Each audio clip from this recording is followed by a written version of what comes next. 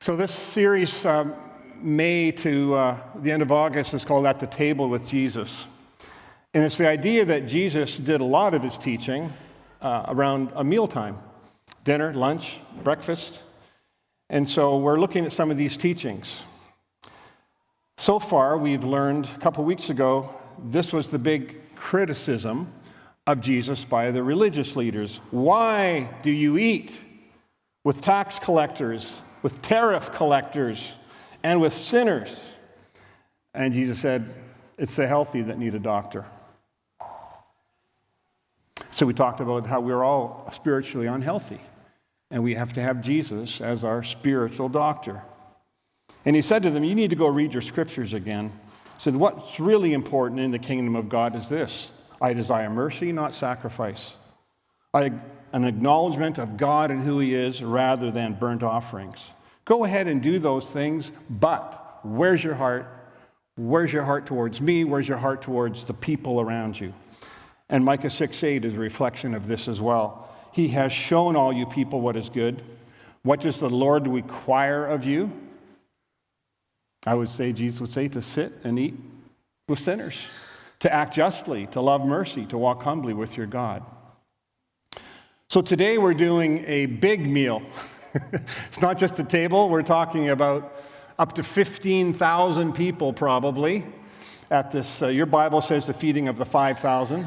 I'll talk later why they said that, and the estimates are 15 to 20,000 people were at this massive picnic. It wasn't just a table talk. So what I've done is all four Gospels have this story, which is unique. All four Gospels don't have the same story about anything, don't say the same story except for this one. So it's an important story. All four Gospel writers thought they should include it in their biography of Jesus, so to speak. So I mostly am working from Mark chapter 6, starting in verse 32. But I have, as you can see, the other three Gospels. This is where you can find them if you want to look later. I've just added a few little details that are not in Mark. It doesn't mean, you might hear this sometimes, well, gee, the Bible contradicts itself. It says this in Mark and not this in John. No, it's just got added information. There's no contradictions here. Just added details from a different eyewitness. You know, only one of these said 5,000 men and women and children. The other three Gospel writers didn't think that was important to put in. But it's here. It doesn't mean it didn't happen, right? John says, it was a boy who had the 5 barley loaves and 2 fish. The other Gospel just say people brought, or not people, but what was there when it was all presented was 5 loaves. And John thought it was important to say it was actually a little boy that did the majority of the work and brought it. And it wasn't just a loaf, it was barley loaf. We'll get into that. And the 2 fish. So I'm mostly reading, as I say, from Mark chapter 6. The apostles gathered around Jesus and reported to him all that they had done and taught. Then, because so many people were coming and going that they did not even have a chance to eat, he said to them, come with me, followers, disciples, by yourselves. We're going to go to a quiet place and we're going to get some rest. By this time, it was late in the day, probably about 6, 7 p.m. So his disciples came to him, this is a remote place, but it's already very late. You need to send the people away so they can go to the surrounding countryside and villages and buy themselves something to eat. So they went away. But many who saw them leaving recognized them. They ran on foot from all the towns and got there ahead of them. I'll have a map up here in a minute to kind of show where they went. When Jesus landed in his boat, he saw a large crowd. They probably walked 2.5 to 3 kilometers from the original setting, saw the boat, and just kept walking along the seashore. He saw the large crowd. He had compassion on them because they were like sheep running on the seashore without a shepherd. So he began to teach them many things. And by this time, it was even later in the day, so his disciples said, we need to eat. Give them something to eat. Jesus said, you give them something to eat. Don't send them away to their villages to get food. You give them something to eat. Philip said to him, that would take more than a half a year's wages, say about $25,000 $2 million. Depends how much you make every year. Some of you might make $2 million. I have no idea. We need to spend half a year's wages on bread and give it to eat. We don't have that kind of money. Well, go see what you have. How many loaves do you have? Go and see. Another of the disciples, Andrew, Simon Peter's brother, spoke up. Here's a boy. He's got himself 5 small barley loaves and 2 small fish. But how far will they go among 15,000 people? Then Jesus directed them to have all the people sit down in groups on the green grass that was there. So they sat down in groups of hundreds and fifties. About 5,000 men were there, besides women and children. Taking the 5 loaves and the 2 fish and looking up to heaven, he gave thanks and broke the loaves. Then he gave them to his disciples to distribute to his people. He also divided the 2 fish among them all. They all ate and were satisfied. And the disciples picked up 12 basketfuls of broken pieces of bread and fish.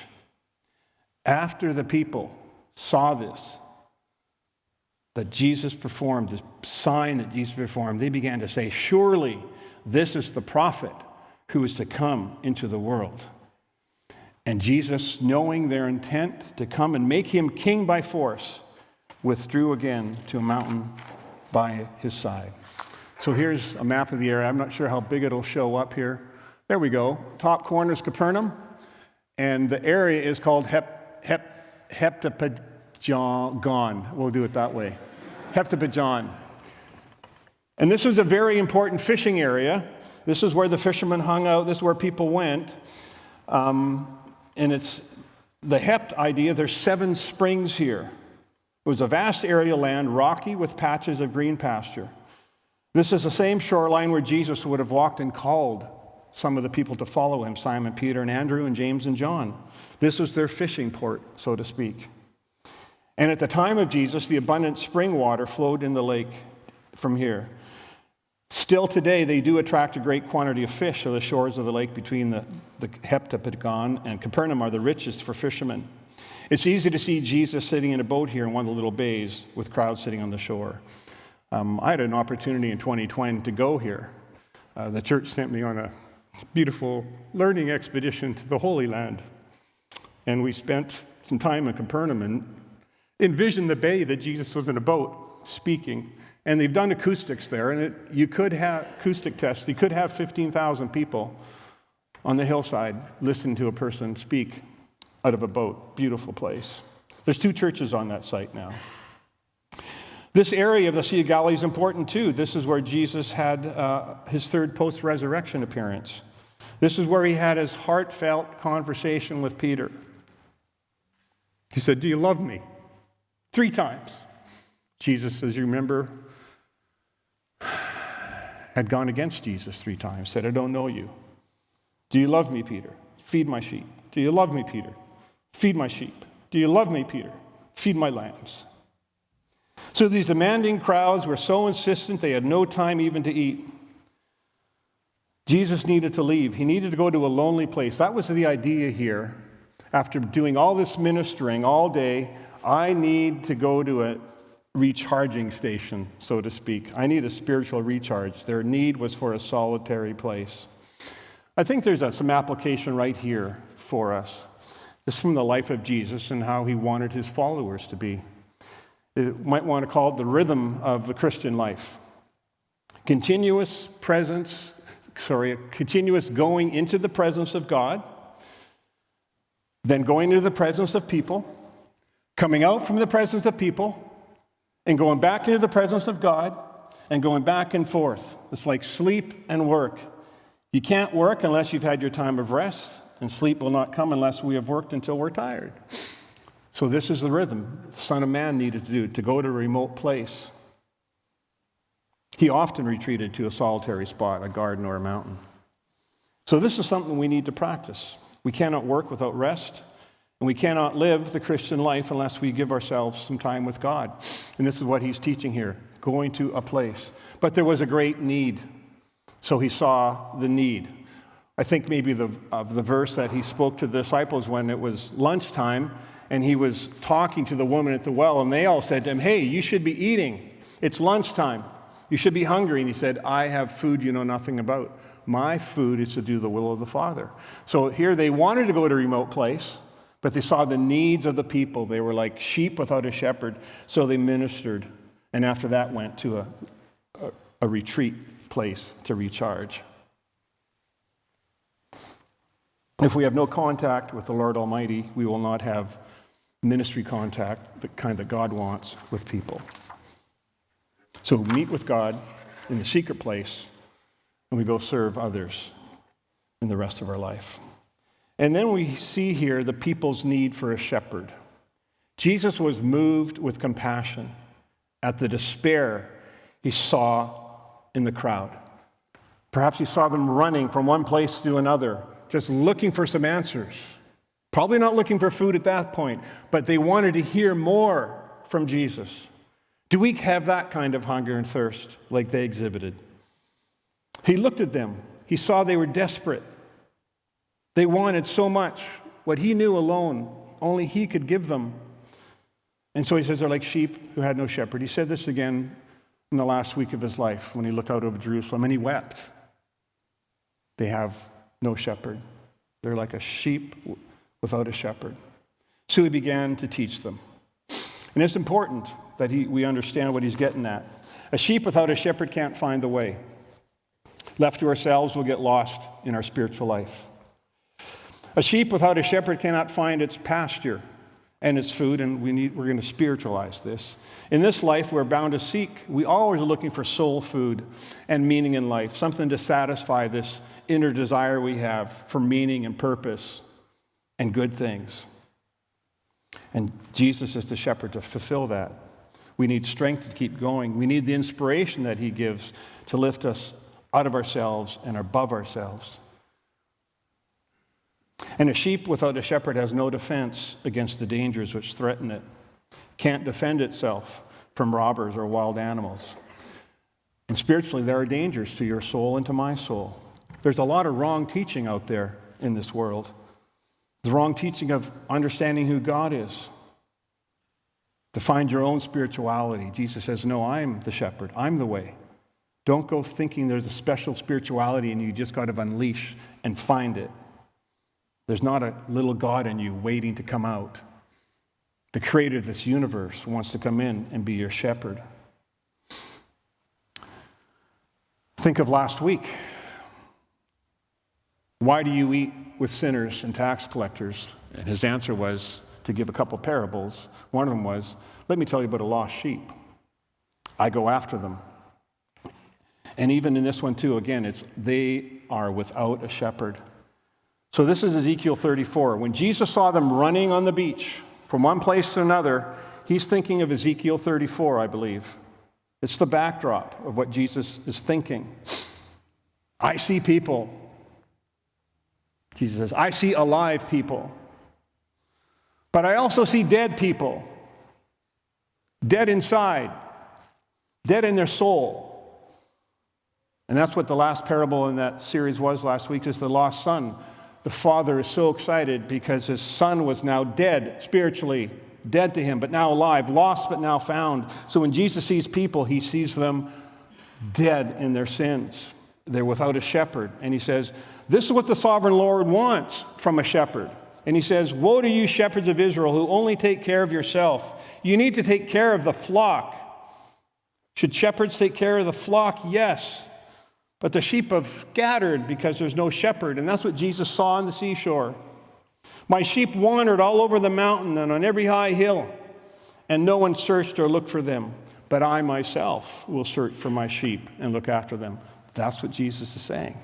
Look at those people. Those are my sheep. I'm going to look after them. I'm hungry, but we're going to do some ministry here. I'm going to rescue them. I'm going to bring them out from all the nations and gather them from all the countries, and I will bring them into their land.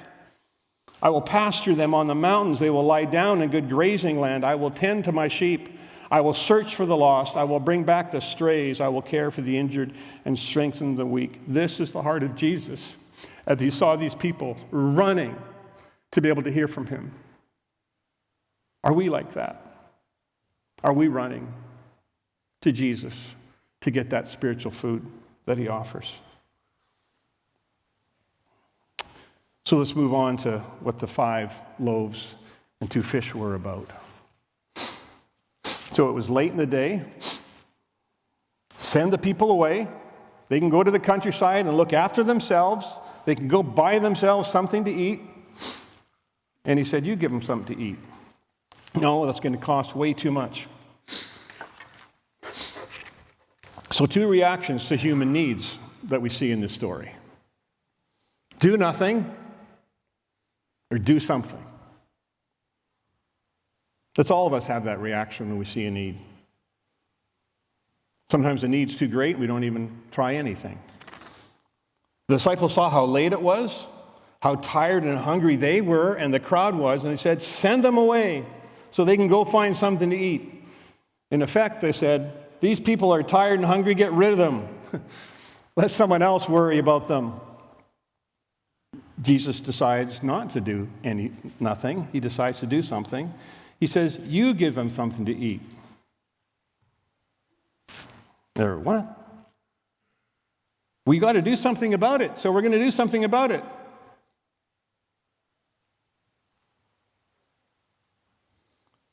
We're not going to leave them here. So what to do?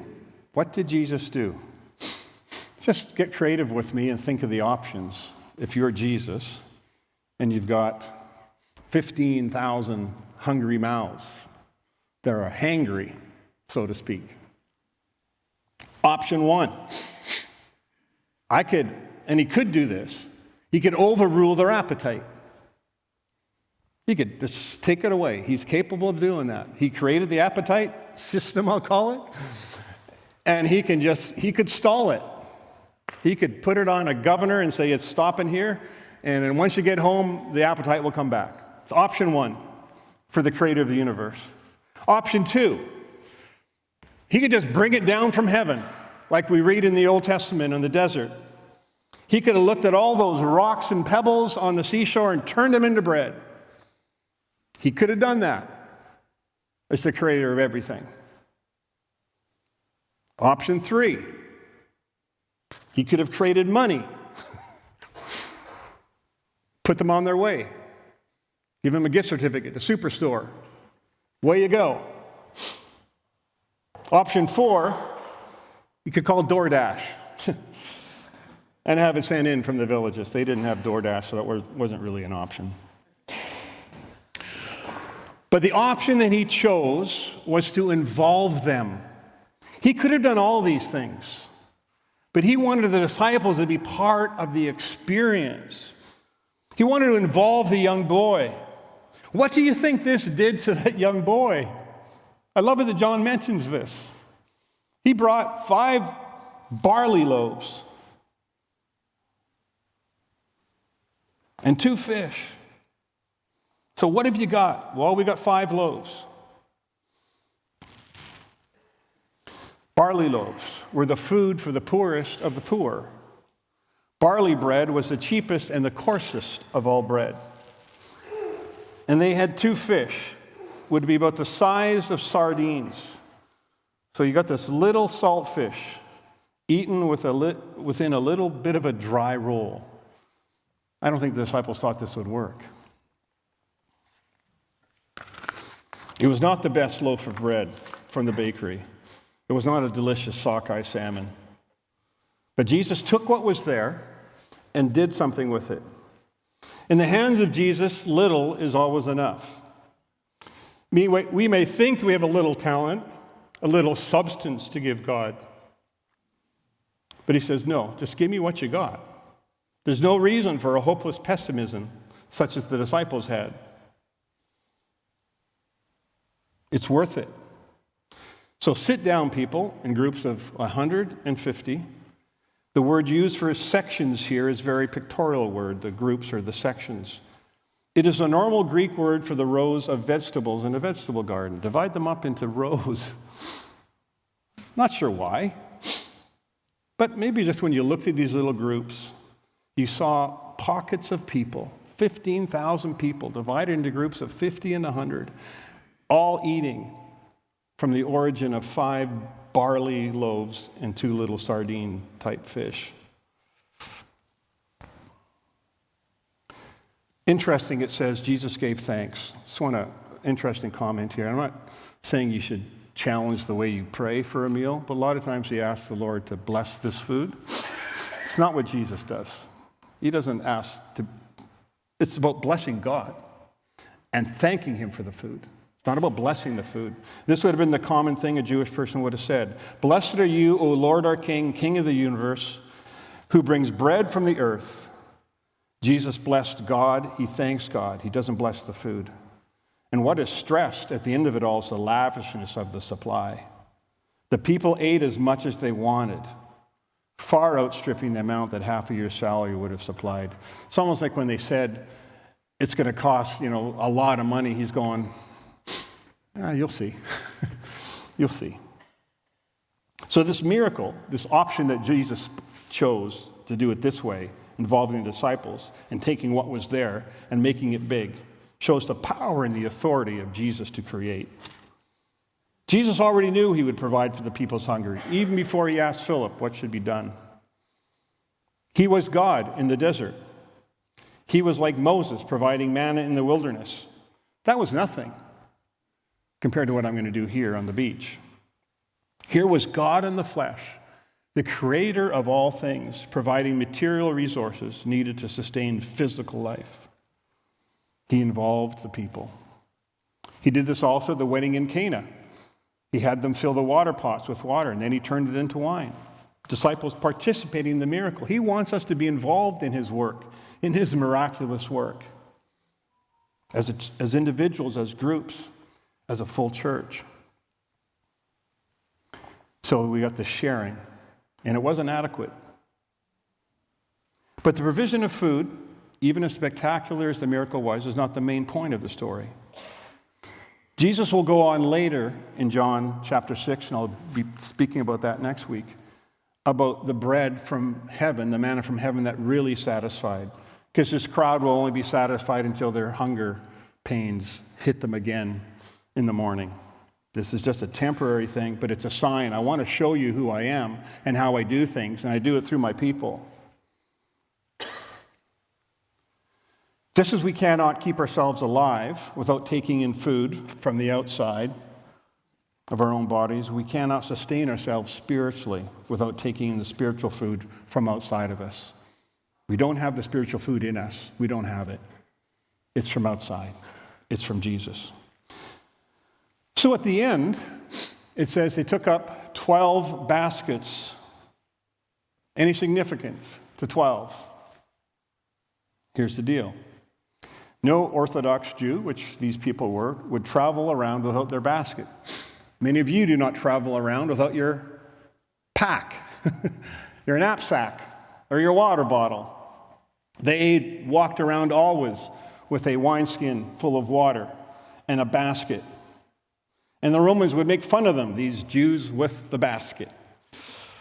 And there were two reasons for the basket. First, the very Orthodox Jew carried their own food supply in their basket, so that they would be certain of eating food that was ceremonially clean and pure. They're walking around, going to places, we're going to make sure we have kosher food, so they always brought food with them. And second, many a Jew was an accomplished beggar. Now, I'm not making this up. I'm reading this from the scholars. And so into this basket went the proceeds of their begging. The reason there were 12 baskets is because there were 12 disciples. They each would have had their basket. If there would have been 20 disciples, there would have been 20 baskets. They all had a basket. And they filled it up. It's also probably a subtle pointer to the 12 tribes of Israel, each basket representing one of the tribes of Israel, and showing it's going to be much more than this.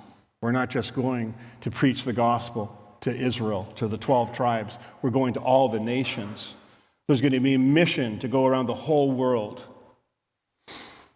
What else can we learn from this story? For me, for you, kind of depends maybe where you think you are in a ministry position. We feel the pressure to make things big and better and fantastic.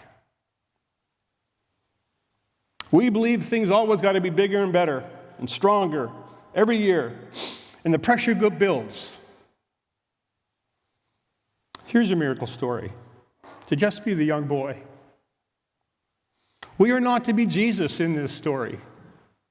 We're to be the little boy. Bring the little I have. Bring the little you have. And the needs around you will be met. You cannot feed all the people, but Jesus can. Just be who you are. Bring the little you have. What we can give, as Jeff so pointedly said, it might seem like a little bit, but in the great scheme of things, it all adds up and it's a fantastic work. If 2 people show up to help me use I don't actually have a power drill. I'll have to use a hand one to reverse those out of there. If there's 2 of us compared to 20 of us, that's the difference. We all can do a little bit. We all can do something. Bring the little you have. Then I have here, take a risk, and I got air quotes here, and give what you have. It's not really a risk, but just believe that what you have that you might not think is really worthwhile, give it anyways. Surrender it anyways. Don't just work harder and figure out all kinds of strategy and ideas to multiply things in your life and ministry. Just surrender what you have. Don't worry about the size of it. I mentioned a few weeks ago the last prayer request of Jesus to his Father, and looking at his disciples was not, oh, may they, raise $36,000 to finish off the budget year good. It wasn't what it was. It's unity. And you get unity in a church, you're going to meet the needs, financial, prayer, ministry needs of a church. That's what we want to emphasize. So 2 options: work harder, figure it all out yourself, or surrender what you have and who you are. You might just think you're a little sardine. Can't really have God do anything with you unless you're a big salmon. What I have, what you have, who I am, who are you, is good enough for God.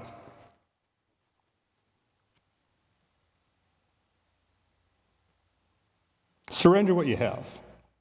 Surrender who you are.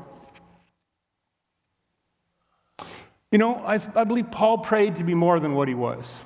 He wished he wasn't who he was. He wished he was more. He wished he didn't have certain physical issues. We can read about this in his letter to the Corinthians. 3 times he asked God to kind of fix him, to be the kind of man he wanted him to be, the kind of man he thought he had to be, to do the work that God had assigned him to. So God, fix me, is his prayer. Fix my personality. Fix my mental capacity. Fix my mental health.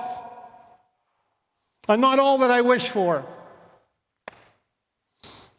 We all can say things like that about ourselves. I know I do. We all have insecurities. We sometimes have a belief that God really can't use me. I don't have much to bring to the table, so to speak.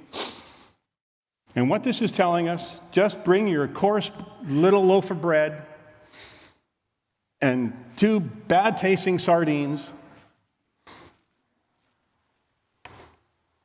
That's a miracle, actually, if you like sardines, by the way. That's the miracle. Paul, after all of these prayers, and he wanted God to fix him, he comes up with the beautiful verse, I can do all things through Christ who strengthens me. What would Peter have to say? He's in on this. He's been following Jesus around, and he follows Jesus more after this. He was one of the 12 there, finding a loaf of bread, finding to fill his basket with these loaves and fish.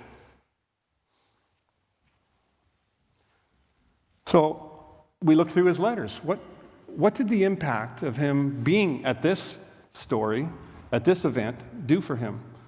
And it should have the same impact on us.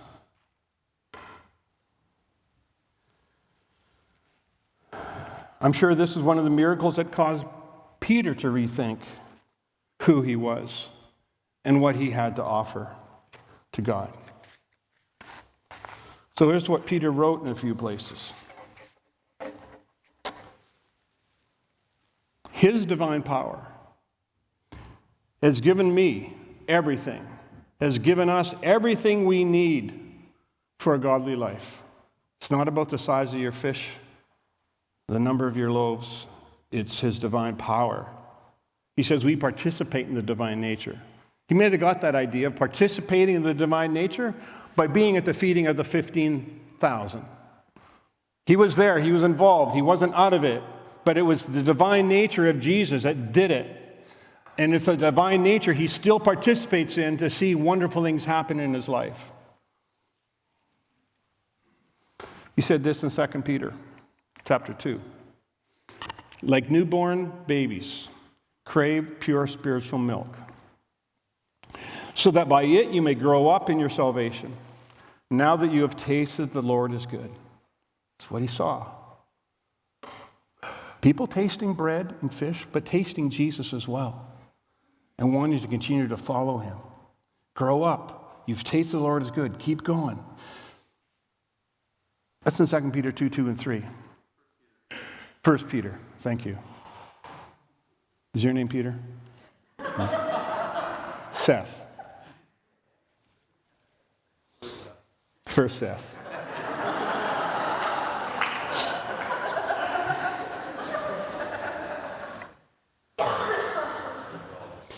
He didn't find this quote in a quote store and plagiarize it. Sometimes we think the Bible, the words, especially the letters and things, are just what God told Peter to write because they're good things. No, Paul and Peter wrote what they wrote because of their experience with God, their experience with Jesus. And their mind was just filled with the Old Testament. They would have most of it memorized. And so when Peter's looking at this feeding of the 5,000, he's probably got 1,000,000 verses coming into his mind, Proverbs and Psalms and Ezekiel, what shepherds mean, what it means to go after God and to serve him. And he says this, be like a newborn baby. It originates from his experiences in life. This quote, grow up, go after pure spiritual milk. And what was his life? It was a life of failure and success, and failure and success, and failure and success, and failure and success. And he learned to be a newborn baby, to crave pure spiritual milk, and he's telling us to do the same thing. It's about spiritual growth. It's about eating that stuff. 1 Peter 5, 5 and 6. Double check me, Seth. Make sure I got the right Peter here. Peter is quoting Proverbs. Actually, if I got it wrong, don't correct me. Let people figure that out. He's quoting Proverbs 3:30, chapter 3, verse 34. You've heard this. And again, it's out of his personal experience. He says, God opposes the proud, but he shows favor to the humble and oppressed. Think Peter ever experienced that? That God opposes the proud and gets humbled? He found a verse to back up his life experience in the Old Testament, and he put it into his letter. And then he says, humble yourselves, therefore, under God's mighty hand, that he can lift you up in due time. Cast all your anxiety on him, because he cares for you. It's an interesting ending to that.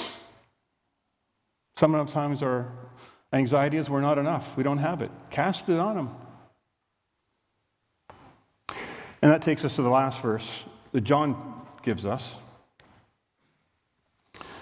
After the people saw the sign Jesus performed, they began to say, surely this is the prophet, this is the Messiah, this is the one, this is the Christ, who's coming into the world to save us.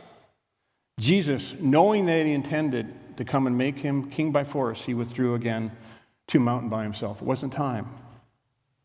See, this was probably near Passover, if you read through John's event level here. It's the festival that commemorated victory over the oppression of Egypt. And what greater time than the Passover for the new king to come and get rid of the Romans. So this festival always had nationalistic overtones. They wanted the occupation of the Romans gone. Before that, it was the occupation of the Greeks. And for them, it was just a small step from seeing Jesus as a second Moses to seeing him as a rising leader in Israel who would fulfill their messianic expectations of another liberator. The presence of 5,000 men would make a great military force had Jesus chosen to lead them into Jerusalem under the cover of Passover. And Jesus knew that's what they were thinking. If Jesus wanted to be an earthly leader against Rome's rule, here's his big opportunity. Got 5,000 men ready to go. The people's intent here, at the end of it, is to rally around Jesus for political purposes. They failed to see who Jesus truly was. They'll get there. Jesus knew his kingdom was not of this world. Because he knew that anyone acclaimed as a king would draw the attention of the Roman authorities. And it wasn't his time yet. He had a few more years of teaching to give to the lost sheep. They wanted liberation. They wanted a political king. And he's saying, no, I've come as a shepherd. I've come to be crucified. I'll ask the band to come on up. So his answer to becoming a political king is no. And that's his answer today for anyone who thinks we need to be having Jesus as our political king. I didn't come from heaven to be a political king. I came to be a shepherd. I came to be the Lamb of God who takes away the sin of the world. I need time to recharge, and I'm going to keep preaching this for the next few years. I will meet with my Father again to a remote place, and I will go to the people. Don't make me a political king. The hour has not yet come. I need to prepare for my crucifixion. I will come again, but in the meantime, people, love mercy, act justly, walk humbly before your God. Seek first his kingdom. It's a kingdom not of this world. And he said, blessed are those who hunger and thirst for righteousness, for they will be filled. These people had their hunger satisfied, their physical hunger satisfied. And the point Jesus is making here of many is you need to be satisfied spiritually. You know it. You know there's lack in your life spiritually. And you'd be going after all other kinds of wells to drink from, all other kinds of food, but you need to taste that the Lord is good. You need to surrender what you have, who you are, and say, Jesus, I'm yours. I don't understand everything. I can't answer every question that I have, but I'm going to start and take a step. I'm going to start seeking righteousness and not after my own. I will be filled as I seek after Jesus. Amen.